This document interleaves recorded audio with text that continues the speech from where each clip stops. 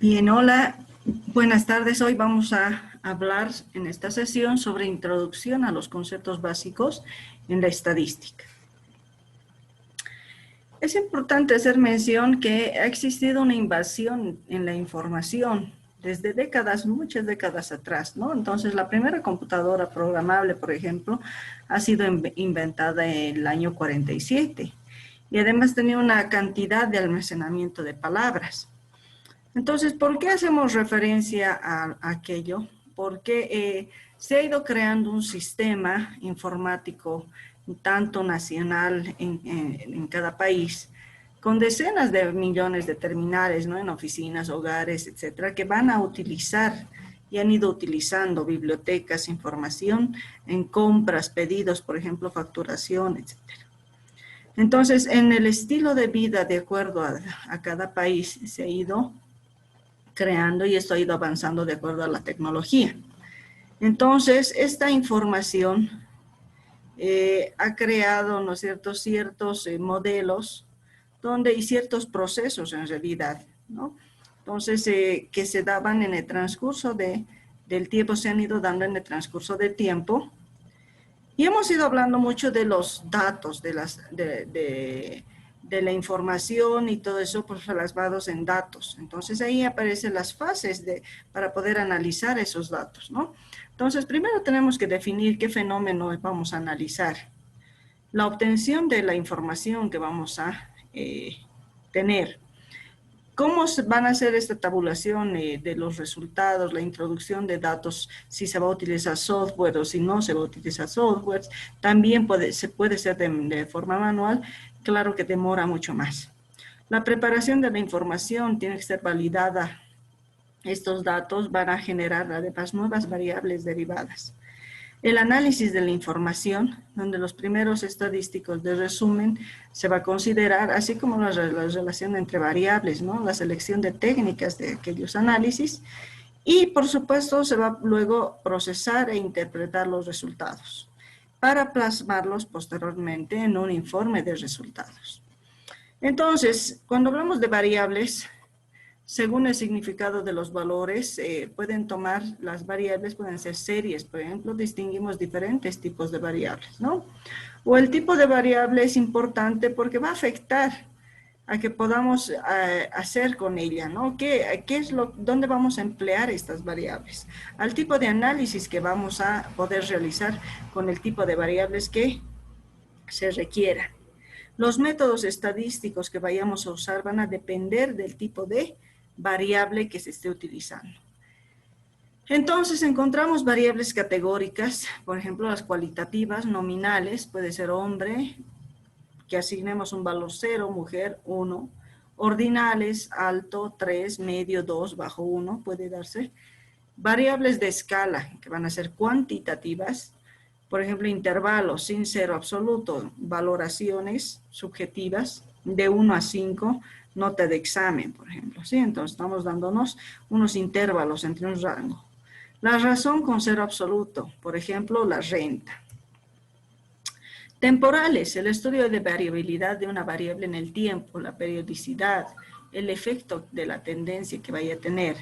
Transversales, estudio de la variabilidad, por ejemplo, de una variable en distintos sujetos, ya sea empresas, países, individuos, etc. El efecto, el tamaño. Las fuentes secundarias, por ejemplo, el Internet, las fuentes primarias, ¿no? A través de las encuestas, de la selección de unas muestras, el muestreo aleatorio sistemático, el muestreo aleatorio estratificado por grupos, el muestreo aleatorio por conglomerados. Entonces, asimismo, la estandarización de la información, ¿no? La detección de atípicos, variables categóricas. Entonces, ya estamos empezando a preparar la información, ¿no? A través de todas las variables que vayamos a encontrar y de acuerdo al análisis vamos a ir seleccionando, ¿no? Si esos valores son fuera de rango, por ejemplo, en variables de escala, detección de atípicos, variables con escasa variabilidad, la transformación de los datos, observaciones temporales, niveles versus tasas de variación, observaciones transversales, datos absolutos versus datos relativos, por ejemplo. Y vamos a seleccionar de nuestro análisis, ¿no es cierto?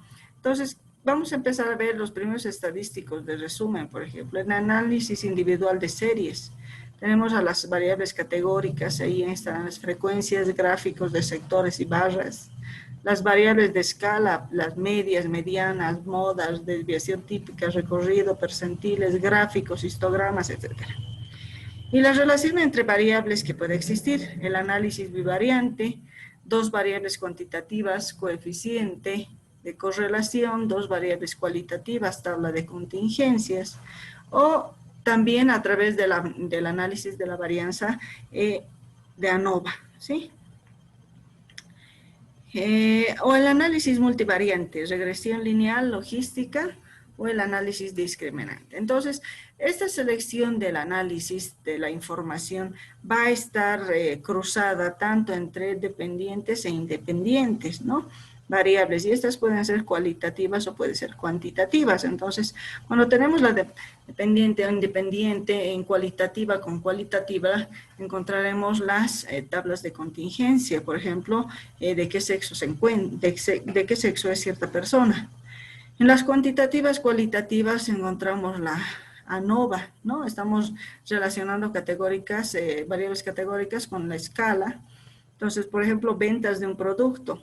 La localización geográfica estará en función de este parámetro, ¿no es cierto? Cuantitativas cualitativas, lo discriminante. Entonces, si es moroso, sí o no, va a demorar, y eso estaba en función de la renta, el número de hijos, la antigüedad laboral, por ejemplo. Ahora bien, los resultados va a estar en función de las horas de estudio, del sexo, de la asistencia, etc. Se tienen que considerar muchos aspectos cuando vayamos a procesar esta información y obtener los resultados. Y se debe hacer una interpretación de resultados adecuada. Entonces, existirá relación entre variables, se registran comportamientos homogéneos entre grupos de individuos o de un conjunto de variables, ¿cuál va a ser la más importante? Explicar. Entonces, debemos hacernos una serie de preguntas para poder determinar los resultados. La elaboración de un informe de resultados finalmente. Bien, hemos empezado a hablar un poquito cómo es que surge la información, los datos y todo aquello. Entonces, para poder ver el análisis estadístico, ver y realizar el análisis estadístico. Pero necesitamos, para entrar a aquello, conocer aspectos básicos, conceptos básicos, que es justamente la sesión de hoy se trata de aquello. Entonces, ¿en qué consiste este análisis estadístico? Este análisis estadístico consiste en una estadística descriptiva, pero ¿qué es? Técnicas estadísticas que van a permitir describir un conjunto de observaciones, ¿sí? Y la estadística inferencial son técnicas estadísticas que nos van a permitir inferir, extrapolar o generalizar desde un subconjunto de datos que va a ser una muestra hasta un conjunto mayor de datos o total de datos que va a llamarse población. ¿Cómo surge? Entonces, tenemos que ver cómo surge en función de qué parámetros va a estar y bueno, ahí viene el análisis, ¿no es cierto? De qué datos vamos a trabajar, con qué datos vamos a trabajar, con qué variables, etc. Conceptos básicos, consideramos la población, la muestra, los parámetros, los estadísticos, para finalmente realizar una estadística inferencial, ¿no? A través de un contraste de hipótesis, la estimación puntual y la estimación por intervalos. Entonces, ¿cómo surge esta estadística inferencial? Surge a través de ciencias formales, donde no necesitan contacto con el mundo real, por ejemplo, las matemáticas, ¿sí?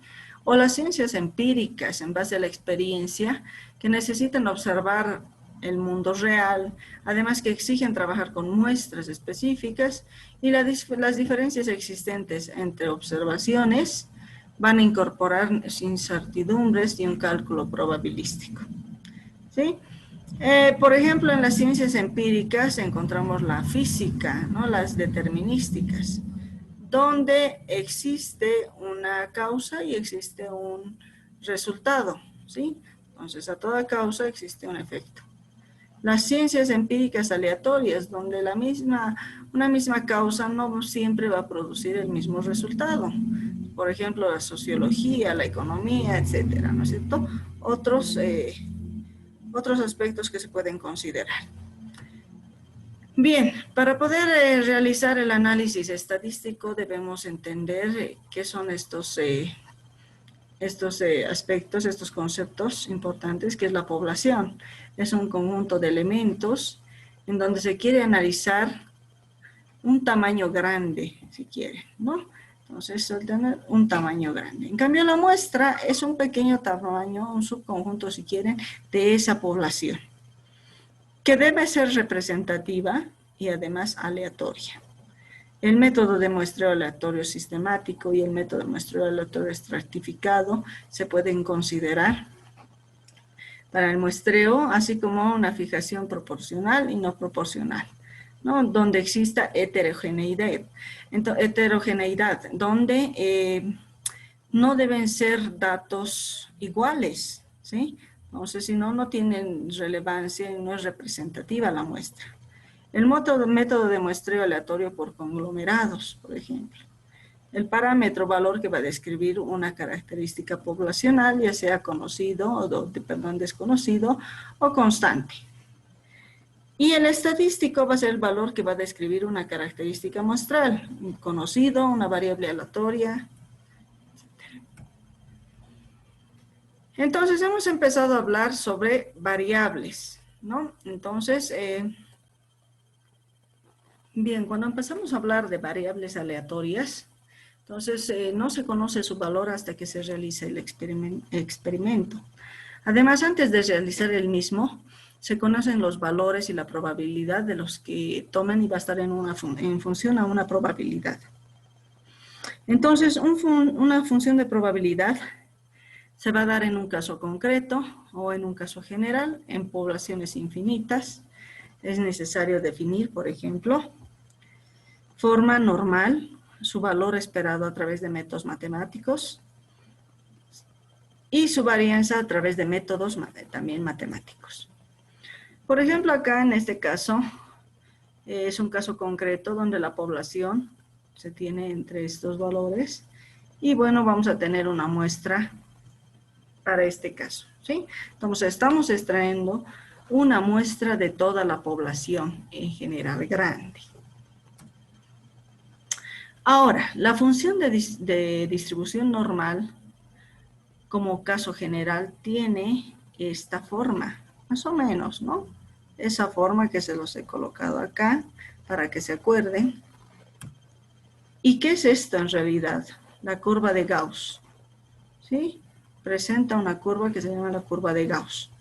Entonces, esta va a estar dado entre la proporción que pueda encontrarse los datos dentro de estos valores que puedan darse o los valores que yo requiera poder determinar en mi curva normal, ¿sí?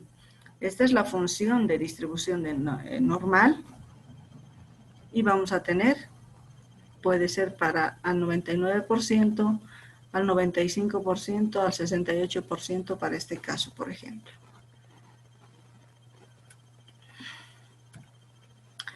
Y esta función de distribución normal, podemos decir, más importante, es más importante por la frecuencia con la que se va a encontrar y sus aplicaciones teóricas que se quieren determinar, ¿no? Realizar en realidad. Caracteres morfológicos de individuos, por ejemplo, personas, animales, plantas, o de una especie, ¿no? Pesos, tallos, diámetros, perímetros, etc.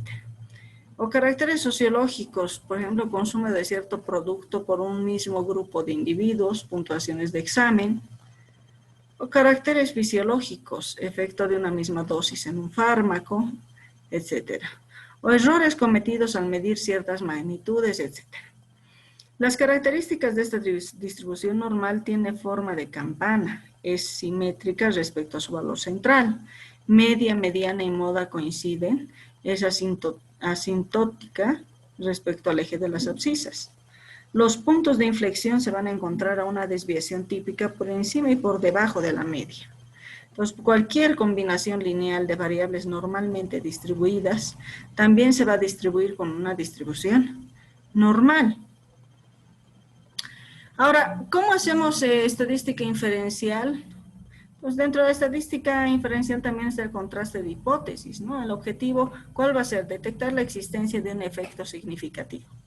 ¿Qué etapas? Definición de una hipótesis significativa, o sea, la respuesta a un problema, nos va a dar la respuesta a un problema. La definición de una hipótesis estadística, ya sea hipótesis nula. Construcción de un estadístico que contraste, que la proporcione información sobre la hipótesis a contrastar, del cual vamos a conocer su distribución bajo el supuesto de cumplimiento de hipótesis nula. El cálculo del estadístico de contraste de la muestra, la aplicación de la regla de decisión, el nivel de significación y el nivel de confianza. Si el valor del estadístico calculado va a ser probable, suponiendo que sea una hipótesis cierta, es decir, que se pueda aceptar la hipótesis, entonces si el valor del estadístico calculado es improbable, suponiendo que se rechaza la hipótesis, entonces cuando contrastamos la hipótesis vamos a utilizar ciertas herramientas para poder determinar el contraste o la aceptación de hipótesis, ¿sí? Estimación de parámetros tiene el objetivo de cuantificar el tamaño del efecto detectado. Y pueden ser estimación puntual o puede ser por intervalos. Entonces, la puntual es la definición de un estimador, es decir, una variable aleatoria. Y la estimación por intervalos, conocida como función de distribución del estimador, que también es posible definir un intervalo entre cuyos valores se encuentren con una determinada probabilidad de parámetro poblacional. Entonces, ahí empezamos a hacer referencia a una distribución normal, por ejemplo, ¿sí? Y las medias, ¿no? Las medias de la población o las medias muestrales que vayan a intervenir de acuerdo a ciertos parámetros y niveles que se consideren en el análisis estadístico que se vaya a tener.